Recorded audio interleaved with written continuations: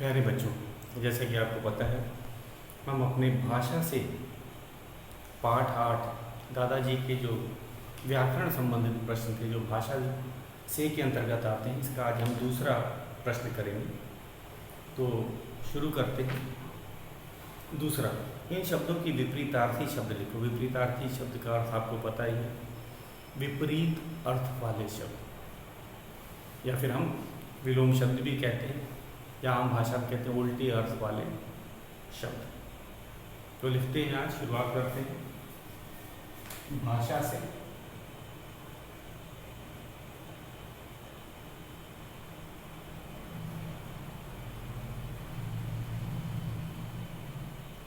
दूसरा प्रश्न, इन शब्दों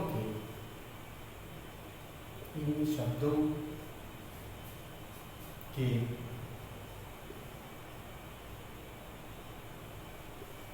विपरीतार्थी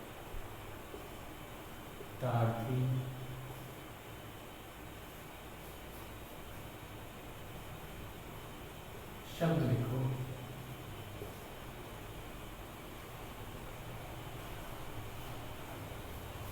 पहला है आज,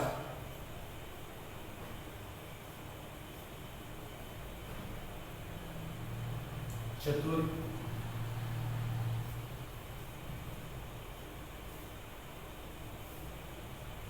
बच्चे,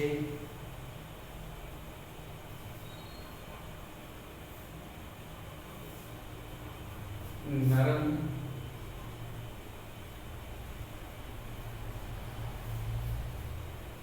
अपना,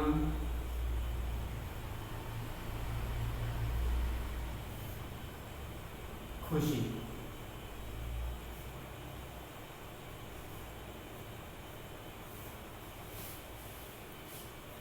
तो सटीक विलोम शब्द से ही लिखा जाएगा, ना कि उसका कोई विलोम शब्द का पर्यायवाची लगा के बच्चे जो कर देते हैं, ये ऐसा नहीं होना चाहिए। जब हमें विपरीतार्थी शब्द बोला है, विलोम शब्द ही लिखना है, ना कि विलोम का पर्यायवाची।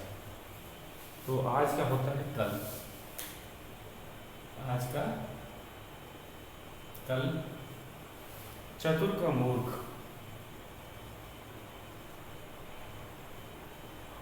चतुर का मूर्ख, बच्चे का बूढ़े,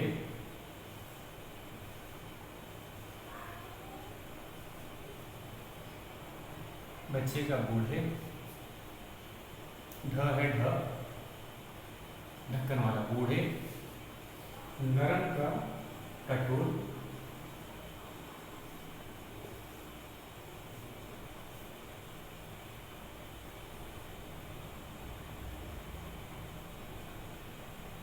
अपना पराया, खुशी का दुखी,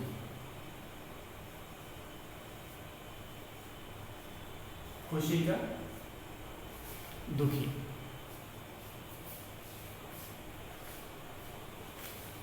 तो एक बार फिर से देख लेते हैं। आज का कल, चतुर का मूर्ख, बच्चे का बूढ़े, नरम का कठोर, अपना का पराया, खुशी का दुखी।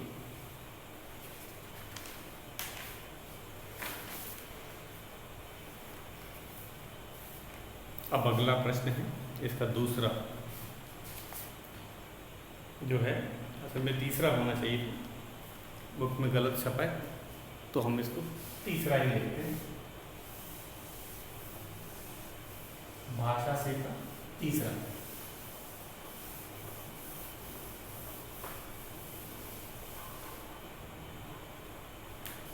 तीसरा प्रश्न है हमारा, इन शब्दों को, इन शब्दों को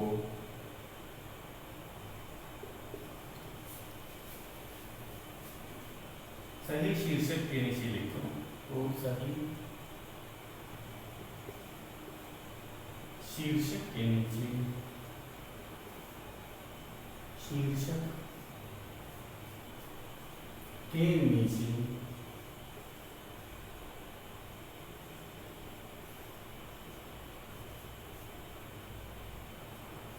लिखो। पहला है स्त्रीलिंग।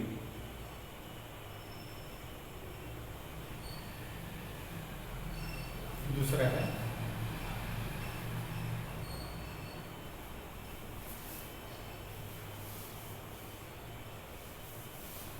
तो पहला जो है स्त्रीलिंग के नीचे लिखना है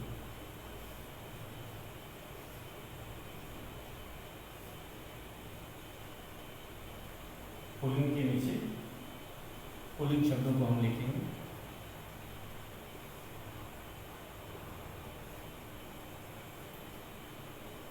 पांच शब्द दिए, 1 2 3 4 5। तो 3 4 5 और हमने शब्द कौन कौन से दिए, जरा हम उन सबको भी देख लेते हैं। पहला शब्द है आवाज। आवाज। दूसरा है लड्डू।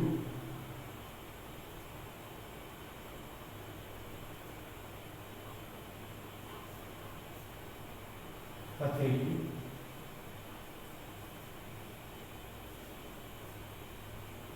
दुनिया।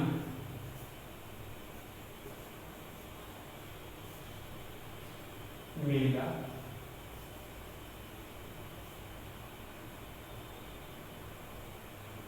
चोरी।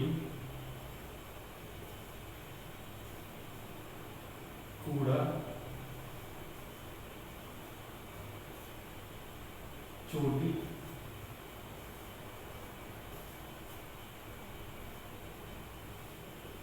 हाथ और झूला।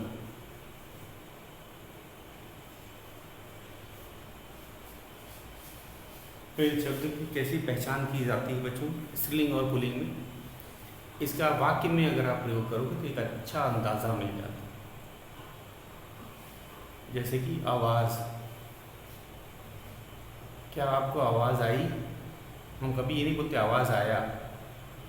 तो क्रिया से ही हमें इसका अंदाज़ा मिल जाता है। किसी वाक्य में आप प्रयोग करके देखेंगे तो आपको इन शब्दों का जो पता चल जाएगा कि इसका रूप स्त्रीलिंग है कि क्रिया।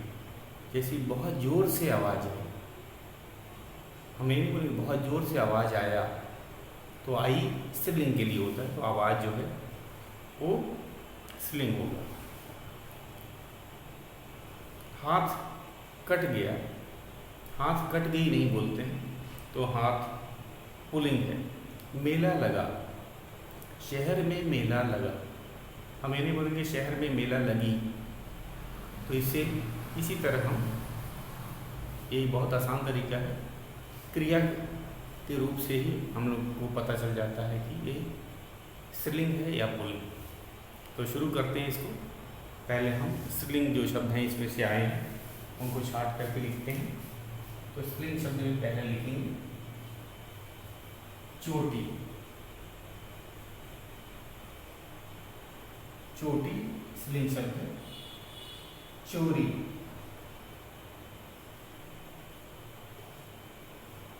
राहुल ने चोरी की, तो चोरी। आवाज, मैंने अभी बताया आवाज आई, आवाज, आवाज स्त्रीलिंग शब्द। हथेली, हथेली भी स्त्रीलिंग शब्द है। दुनिया, दुनिया बहुत अच्छी है, दुनिया बहुत अच्छा है नहीं बोला जाता, अच्छी है बोलते, तो ये भी क्या हो गया स्त्रीलिंग शब्द। अब पुल्लिंग कौन कौन बचे? तो पुल्लिंग है हाथ, हाथ जो है वो पुल्लिंग है। हथेली स्त्रीलिंग होती है। कूड़ा, वो देखो कूड़ा गिरा है, ये नहीं बोलते कि कूड़ा गिरी है। लड्डू खाया, लड्डू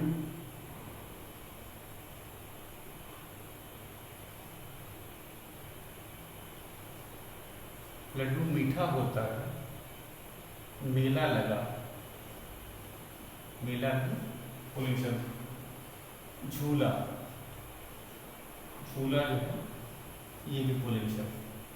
तो इस तरह से हमने स्त्रीलिंग और पुल्लिंग को अलग अलग करके छांट कर लिखा है। अब हमारा अगला शब्द है अनेकार्थक शब्दों का वाक्य में प्रयोग करो। अनेकार्थी मतलब इनका एक से अधिक अर्थ होता है। तो इसको भी करते हैं। ये हमारा चौथा प्रश्न होगा। इसमें वाक्य भी बनाना है। इस प्रश्न में हमें वाक्य भी बनाना है। तो ये है चौथा का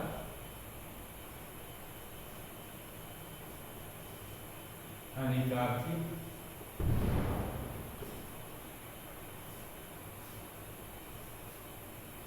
शब्दों का अनेकार्थी शब्दों का वाक्य में प्रयोग करो। वाक्य में प्रयोग करो। पहला है भूल। भूल के दो अर्थ होते हैं, भूलने का भाव और गलती। भूलने का भाव और एक होता है गलती। राहुल आज किताब भूल गया। ये था इसका अर्थ। तो हम लिखेंगे राहुल आज किताब घर पर भूल गया। घर पर ही भूल गया। भूल गया होता है ना, बच्चे किताब घर पे भूल जाते हैं, भूलने का भाव है। एक भूल होता है।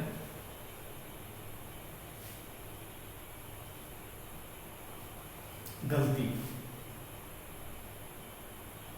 हमें भूल कर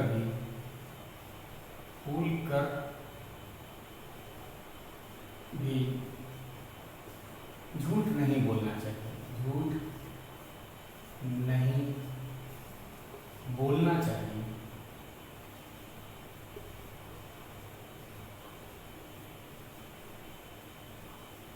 तो इस भूल का गलती से भी हमें झूठ नहीं बोलना चाहिए। भूल जाना तो भूलने का भाव होता है। तो ये दोनों का हमने वाक्य में प्रयोग कर दिया। अगला शब्द है कल। तो भूल का हमने दो वाक्य बनाया। एक भूलने के भाव में राहुल आज किताब घर पर ही भूल गया। दूसरा गलती के लिए हमें भूल कर भी झूठ नहीं बोलना चाहिए। दूसरे शब्द भी चलते हैं।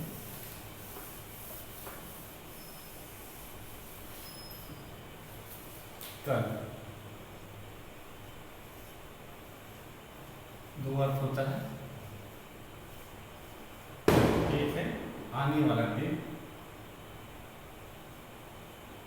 आने वाला दिन। दूसरा है यंत्र के लिए भी कल का है। मशीनों को कल भी कहा जाता है। आने वाला दिन जैसे कल। सुनीता कल स्कूल जाएगी। सुनीता कल स्कूल जाएगी। यहाँ पे कल आने वाले कल से लिखा है। और है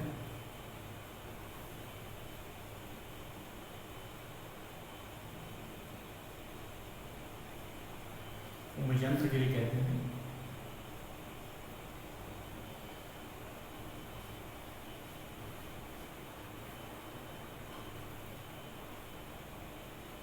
इसको हम कहते हैं पहिया एक। पहिया एक यंत्र है। अरे पहिया एक कल है, कल है। तो जैसे कि कल का है कि यंत्र या औजार, जैसे पहिए की खोज की गई थी, व्हील, व्हील इंग्लिश में व्हील कहा जाता है, तो पहिया एक कल है, यंत्र होता है। जैसे कि हम कहेंगे यंत्र का अर्थ, कल का अर्थ होता है यंत्र, किसी मशीन को, उसे भी यंत्र कहा जाता है। जैसे कल कारखाने, शहर में बहुत से कल कारखाने हैं, तो कल का है यंत्र और कारखाने जहाँ पे उनको चलाया जाता है, तो कल कारखाने का भी इस्तेमाल किया, कल भी कहा जाता है और यंत्र भी कहा जाता है। अगला है तीसरा शब्द हमारा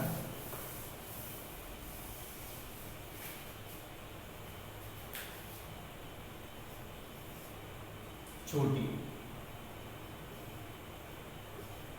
चोटी के भी दो अर्थ होते हैं, शिखर,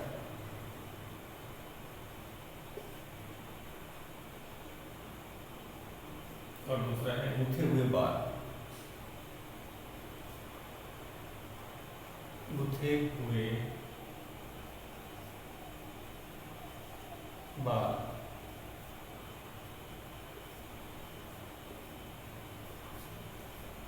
पर्वत की चोटी, पर्वत की चोटी सुंदर दिखती है, सुंदर दिखती है। तो शिखर की बात की गई, इसमें पर्वत की चोटी, शिखर की गुथे हुए बाल। लड़कियों की चोटी लंबी होती है, लड़कियों की चोटी लंबी होती है। तो यहाँ पे चोटी का, गुथे हुए बाल को भी चोटी कहा जाता है। तो इन दोनों का हमने वाक्य बना दिया।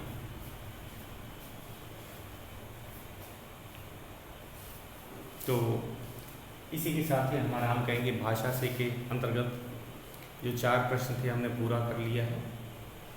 और अब चलते हैं अब करने की बारी, क्योंकि हम चर्चा के द्वारा ही करते हैं और ये बहुत ही आसान होता है, तो उस पर चलते हैं।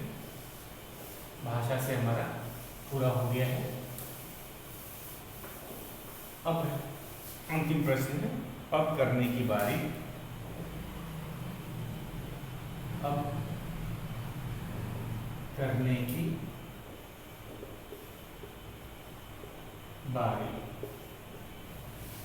इसके 3 प्रश्न हैं, बहुत ही आसान है और ये अधिकतर चर्चा के द्वारा है। अपने साथियों से चर्चा करो कि कितना समय दादा दादी नाना नानी के साथ गुजारते हैं, उनके लिए वे क्या, उनके साथ वे क्या क्या करते हैं।